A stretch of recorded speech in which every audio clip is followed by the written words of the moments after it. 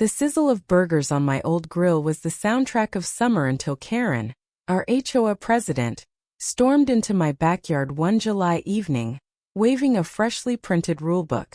Her voice pierced the air like a siren, declaring outdoor grilling a public nuisance, and banned effective immediately. Neighbors froze, forks mid-bite, as she slapped a $500 fine on my picnic table, smirking with the glee of unchecked power. My protests about community traditions fell on deaf ears. Karen's word was law, and she relished it. That night I stared at my cold grill, fury simmering. This wasn't just about burgers, it was about control. I pored over the HOA bylaws fueled by coffee and spite, until I found it. Karen's easement, a strip of her land legally accessible to neighbors for recreational use.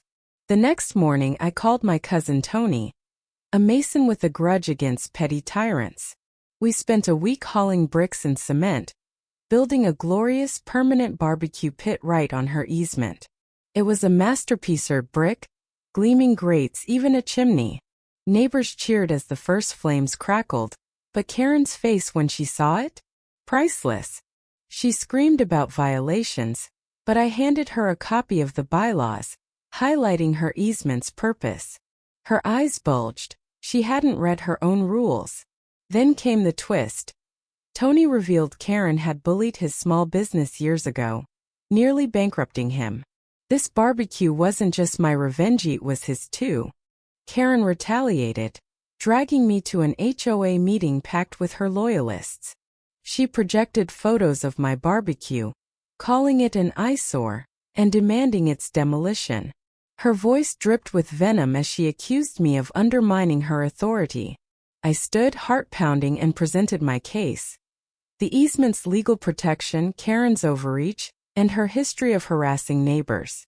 Gasps rippled through the room when Tony stepped forward, unannounced, with receipts of Karen's past threats against his business.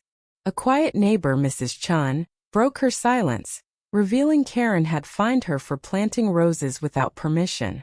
One by one, others spoke stories of Karen's petty fines, her sneers, her reign of fear. The room turned against her, her allies shrinking in their seats. Karen's downfall was swift.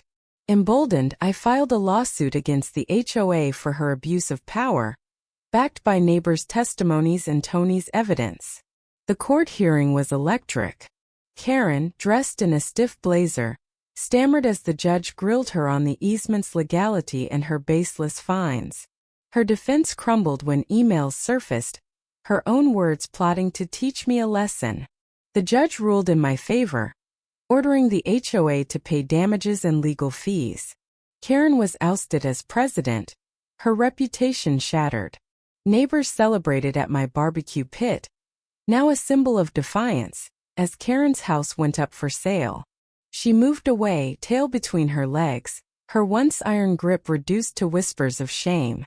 That summer our backyard gatherings grew louder, the scent of charcoal and laughter filling the air. The barbecue pit stood proud, a reminder that bullies only win if you let them. I learned to fight not just for myself but for everyone Karen had silenced. Tony rebuilt his business, stronger than ever, and Mrs. Chen's roses bloomed brighter. We weren't just grilling steaks, we were reclaiming our community. Standing by the fire, I realized the real victory wasn't the lawsuit or Karen's defeat. It was the courage we found together. So, what do you think? Was I right to build that barbecue and take her down, or did I go too far? Share your thoughts, I'm all ears.